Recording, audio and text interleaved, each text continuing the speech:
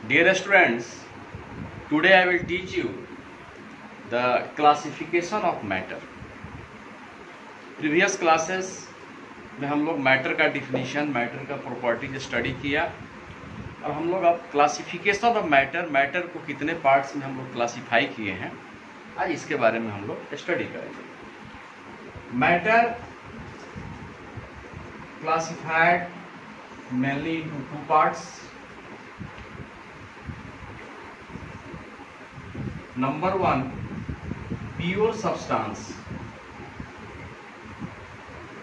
Another part, impure. Impure का ही another name है mixture. Pure substance और impure. सब्सटेंस का अर्थ होता है the matter that has specific composition and chemical characteristics is called substance. तो हम लोग मैटर को सब्सटेंस भी कह सकते हैं। प्योर सब्सटेंस का अर्थ है कि प्योर सब्सटेंस एक ऐसा मटेरियल है, ए pure substance is a material which contain only one type of particle, जो एक ही प्रकार के पार्टिकल से मिलकर के बना हुआ है, उसी को हम लोग प्योर सब्सटेंस कहेंगे। पार्टिकल मीन्स एटम या मॉलिक्यूल्स। जैसे शुगर है, शुगर एग्जांपल हम लोग लेते हैं, तो शुगर एक ही प्रकार के पार्टिकल से मिलकर के बना हुआ है। प्योर सब्सटेंस को हम लोग समझ गए कि pure substance is a material which contain only one type of particle, that is atom या molecule। impure का मीनिंग है मिक्सचर। impure भी एक प्रकार का मैटर है, impure भी एक प्रकार का मटेरियल है which contain two या more different types of particles। particle means atom या molecule, जो दो या दो से अधिक डिफरेंट टाइप्स ऑफ पार्टिकल से मिलकर के बना है, वह इम्प्योर। इम्प्योर का एक और भी समझिए कि इम्प्योर सब्सटेंस वह केमिकली रिएक्ट नहीं करता है या फिजिकली मिक्स्ड होता है।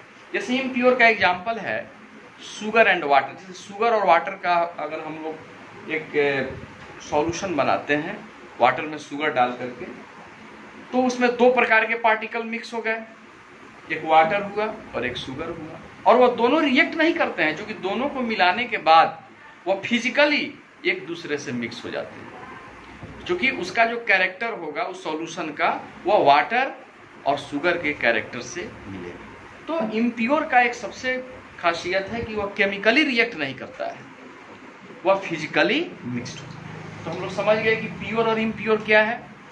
इम्प्योर सब्सटेंस का मेल्टिंग और बॉइलिंग पॉइंट फिक्स्ड नहीं होता है, ये भी जानिए। इसका मेल्टिंग और बॉइलिंग पॉइंट फिक्स्ड नहीं होता है, और यह जो है वेरिएबल कंपोजिशन है। इम्प्योर सब्सटेंस वह वेरिएबल है, कोई उसका फिक्स्ड कंपोजिशन नहीं है। प्योर सब्सटेंस को भी हम लोग दो पार्ट में क्लासिफाई किया, एक एलिमेंट और दूसरा जो इसका पार्ट है वह कंपाउंड। प्योर सब्सटेंस की दो टाइप हुआ, एलिमेंट एंड कंपाउंड। उसी तरह मिक्सचर को भी हम लोग दो पार्ट में क्लासिफाई किए। पहला जो हुआ होमोजीनियस, और दूसरा जो इसका पार्ट है heterogeneous. Homogeneous and heterogeneous. Element and compound, pure का दो पार्ट हुआ। एलिमेंट भी हम लोग प्रीवियस क्लासेस से पढ़ते आ रहे हैं। एलिमेंट भी एक प्योर सब्सटेंस ही है, जो एक ही प्रकार के, चूंकि प्योर सब्सटेंस एक ही प्रकार के पार्टिकल से मिलकर बना, तो एलिमेंट भी एक ही प्रकार के पार्टिकल से मिलकर बनेगा, और वह पार्टिकल एटम है। तो हम कह सकते हैं कि an element is a pure substance which contain only one type of atom। Robert Boyle ने अप्रॉक्स 1611 में एक डिफिनीशन भी दिया था एलिमेंट का। An element is a pure substance which can not produce any other substances by any physical या chemical process. Element जैसे hydrogen, helium, lithium, beryllium, boron, carbon, बहुत सारे एलिमेंट्स हैं। अप्रॉक्स 118 एलिमेंट्स का खोज हो चुका है, जिसमें 92 नेचुरली है और रेस्ट जो है उसको आर्टिफिशियली हम लोग खोज किए हैं। एलिमेंट्स को भी हम लोग 3 पार्ट में डिवाइड किया। पहला जो पार्ट है वो मेटल है,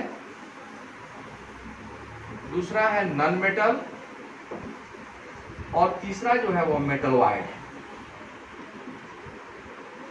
इसको भी हम लोग 7-8 क्लास से ही पढ़ते आ रहे हैं, फिर हम लोग पढ़ेंगे इसके बारे में डीपली। मेटल्स जैसे सोडियम, मैग्नीशियम, कैल्शियम, ये सारे मेटल्स हैं। नॉन मेटल में हाइड्रोजन है, कार्बन है, सल्फर है। मेटलॉइड में भी हम लोग पढ़े हैं, सिलिकॉन है, जर्मेनियम है, ये सारे मेटलॉइड्स। कंपाउंड को भी हम लोग डिवाइड किया है 2 पार्ट में, एक ऑर्गेनिक कंपाउंड है और एक इनऑर्गेनिक। तो इस तरीके से हम लोग मैटर का क्लासिफिकेशन पढ़ा। मैटर 2 पार्ट में, प्योर, इम्प्योर। प्योर भी 2 पार्ट में, एलिमेंट, कंपाउंड। एलिमेंट का भी 3 part, metal, non metal, metalloid. Compound का 2, ऑर्गेनिक एंड इनऑर्गेनिक। कंपाउंड का ऐसे भी एक एसिड बेस्ड सॉल्ट भी इसका क्लासिफिकेशन होता है। इम्प्योर को 2 पार्ट में, होमोजीनियस एंड हेटेरोजीनियस। इसी क्लासिफिकेशन को हम लोग सबके बारे में डीपली हम लोग स्टडी करेंगे। अभी थोड़ा सा डिफिनीशन जान लें हम लोग। एलिमेंट का डिफिनीशन भी हम लोगों ने सीख ही लिया। कंपाउंड भी एक प्योर सब्सटेंस ही है जो एक ही प्रकार के, only one type of molecule, जो एक ही प्रकार के मॉलिक्यूल से मिल करके बना है। कंपाउंड जैसे water is a compound. Water का फॉर्मूला क्या होता है? H2O। H2O ये वाटर का फॉर्मूला है। और H2O में 2 एलिमेंट केमिकली कंबाइंड हैं, वो हाइड्रोजन और ऑक्सीजन। तो ऐसे भी हम लोग कह सकते हैं कि compound is a pure substance made of 2 या मोर एलिमेंट बाय केमिकल कॉम्बिनेशन। जो 2 या 2 से अधिक एलिमेंट के केमिकल कॉम्बिनेशन से बनता है वो कंपाउंड होता है। इस वाटर को कैसे हम लोग पढ़ेंगे, कैसे इसको हम लोग रीड करेंगे? वाटर लिखा हुआ है, जैसे इसके पहले कुछ भी नहीं है। 1, इसको समझिए कि 1 है, इसको हम पढ़ेंगे 1 मॉलिक्यूल ऑफ वाटर। अगर इसके पहले 2 लगा है तो हम कहेंगे 2 मॉलिक्यूल ऑफ वाटर। तो कंपाउंड जो है, और एक चीज केमिकली कॉम्बिनेशन की यहां तक बात है, तो हाइड्रोजन और ऑक्सीजन के बीच जो केमिकली कॉम्बिनेशन हमने कहा कि हाइड्रोजन और ऑक्सीजन कितना मिलाएंगे कि वाटर बनेगा, तो कि दोनों के मास का रेशियो, जैसे हाइड्रोजन और ऑक्सीजन, हाइड्रोजन का मास 1 होता है और ऑक्सीजन का मास 16, हम लोग जानते हैं इसके बारे में। तो हाइड्रोजन H2O में हम देखेंगे कि हाइड्रोजन के 2 एटम्स हैं, तो 1 into 2, चूंकि हाइड्रोजन का मास 1 है, 2 एटम है तो 1 into 2। रेशियो दोनों का निकालेंगे। ऑक्सीजन है तो ऑक्सीजन का मास 16 होता है, तो 1 2 जा 2, रेशियो 16। चूंकि ऑक्सीजन के एक ही एटम है इसलिए 16 लिखे हैं हम। 2:16 यानी 1:8।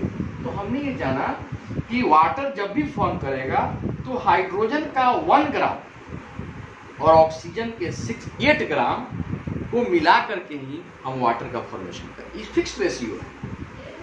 और इसका एक रूल भी था, लॉ ऑफ कांस्टेंट प्रोपोर्शन, जो आगे हम लोग स्टडी करेंगे, जिसको प्राउस्ट ने दिया था। उसने ये इस लॉ में दिया था कि किसी भी केमिकल कंपाउंड में उसके कॉन्स्टिट्यूएंट एटम या एलिमेंट कहिए, उसका जो रेशियो है हमेशा फिक्स्ड होता है बाय अकॉर्डिंग टू मास के अनुसार। ये जैसे H2O में हाइड्रोजन ऑक्सीजन के मास का जो रेशियो है हमेशा फिक्स्ड है 1:8। तो कंपाउंड का जो फॉर्मेशन होता है वह एलिमेंट के कॉम्बिनेशन से होता है, और उस एलिमेंट का जो रेशियो है अकॉर्डिंग टू मास वो हमेशा फिक्स्ड होता है।